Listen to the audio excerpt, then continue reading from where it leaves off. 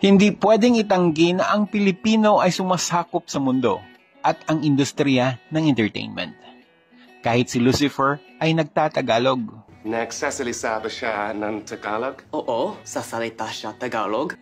Si Manny Pacquiao at si Lea Salonga ay gumagawa ng kanilang pangalan sa US. 10 celebrities na hindi mo kilala ay mga Pilipino. Number 10, Olivia Rodrigo. Si Olivia Rodrigo ang kumanta ng driver's license. Kasi kung hindi mo kilala ito ay isa kang heartless, broken shell na tao. Ang 17 taong gulang na artista sa Disney at ang nag-top sa Billboard chart ay isang Pilipina. I am a big fan of Song Association. Nakuha ni Olivia ang kanyang starring role sa High School Musical. Noong nag-lead star siya na si Nene Salazar Roberts at ang kanyang single records na Smash sa Spotify record para sa karamihan ng mga streams sa isang araw para sa non-holiday song na nag-top sa 8 bansa kasama ang US at UK. Nakuha din niya ang seal of approval ni Taylor Swift. At para sa nakakatuwang kwento, ang kanyang paboritong ulam ay lumpia. Number 9, Hailee Steinfeld.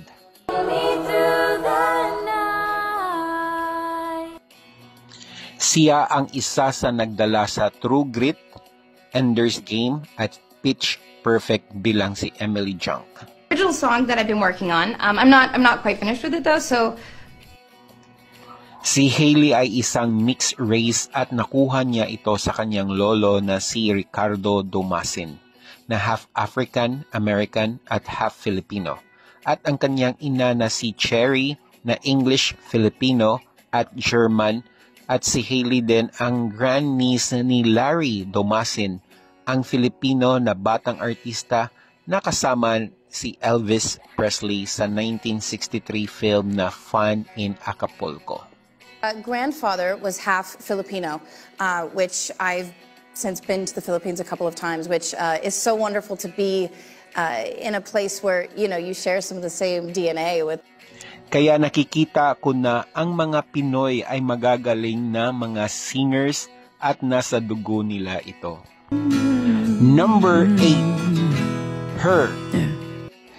Itong Grammy Award winner na singer, songwriter at stage name ay Having Everything Revealed kasi gusto niyang mag-focus sa kaniyang music kaysa sa pribadong buhay nito. That I felt like, let me not put my face on my music, let me not put a name on my music, and just give my music the way that it is, as its pure message. Best part, Hold On at Hard Place ay ang mga kanta niya na nag-top sa list.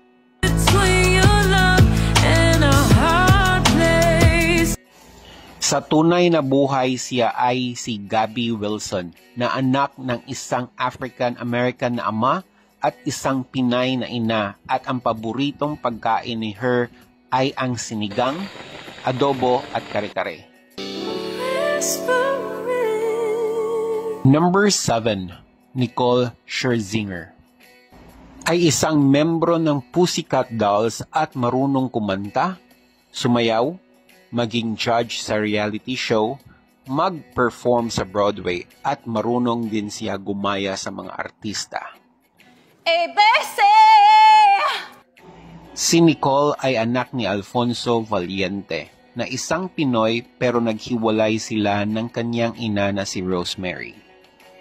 Si Rosemary ay ikinasal ulit kay Gary Scherzinger, kaya si Nicole ay kinuha ang apelyido ng kanyang pangalawang ama, pero hindi ibig sabihin na nakalimutan na niya ang kanyang pagka-Pinoy. Because I am part Filipina. Kinanta ni Nicole ang record niya na Pangako kasama ang Filipino-American musical director. Putulin muna natin ito para sa part 2. Kung nagustuhan niyo ang content natin ngayon, paki-comment ng yes at hanggang sa muli and stay cool.